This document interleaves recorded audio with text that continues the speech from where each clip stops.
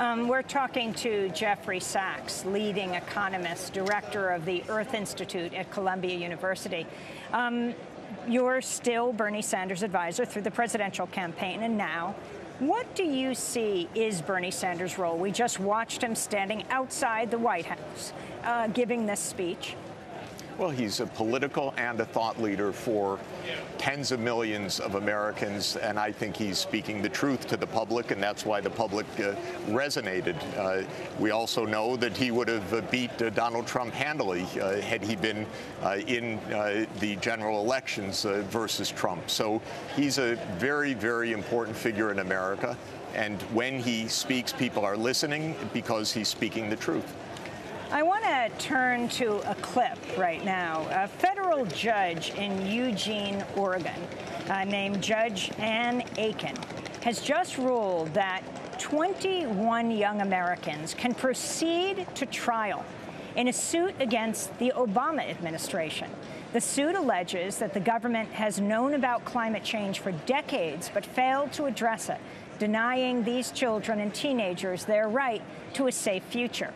Last year, Democracy Now! Spoke to Aji Piper, 15-year-old Seattle resident and a member of Earth Guardian's Rising Youth for a Sustainable Earth. He's one of the youth plaintiffs in the landmark lawsuit filed by Our Children's Trust. What concerns me most about climate change is, I mean, it's a very hard thing because you have to imagine the future, and we know if we don't act on climate change, the world's not going to end in a flash and a bang.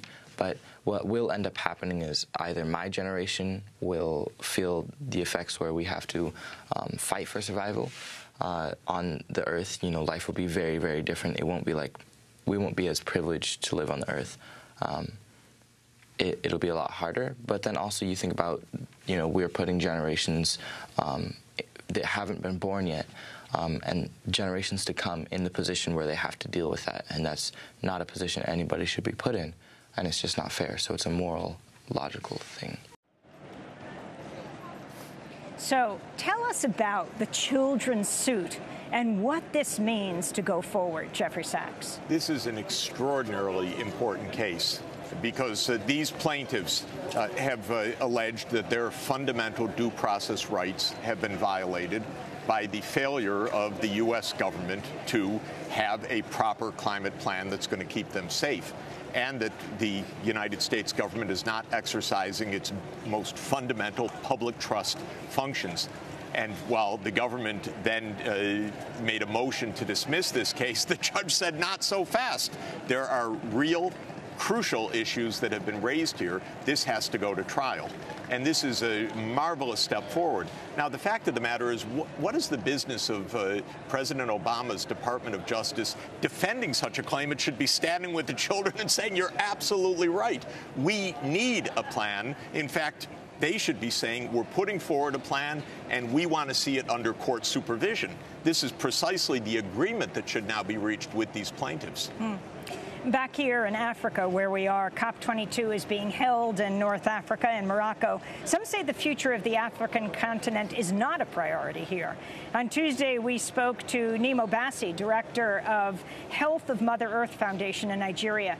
He said, quote, "This is COP22. For us, it's like catch-22, because either direction, Africa's going to lose. The rich countries are forcing the process to go in the direction of polluters continuing to pollute without stopping pollution.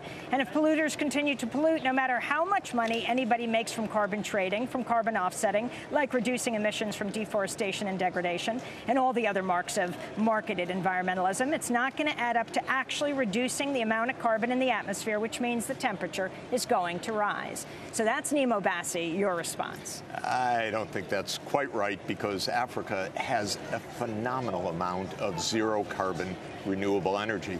The best sunshine in the world stretches across the Sahel.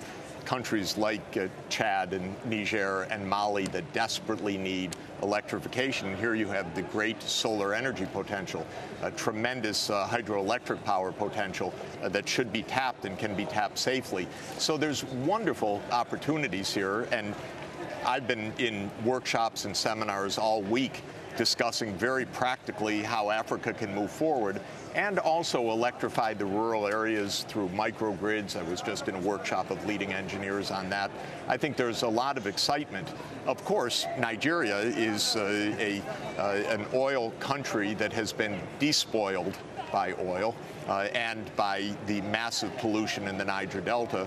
And one of the things that needs to happen in a country like Nigeria is a cleanup, and Shell needs to take responsibility for its historic role in that. It hasn't done so yet. Well, Jeffrey Sachs, I want to thank you very much for being with us. Any final comments as you head off to the last few days of this climate summit, what you want to see happen and what you want to see when you return to your country, to the United States? Look, the world's moving forward, the technology's moving forward, the decarbonization is moving forward. When I go home, I'm going to make that clear when I visit congressmen and senators, when I talk to people across the United States.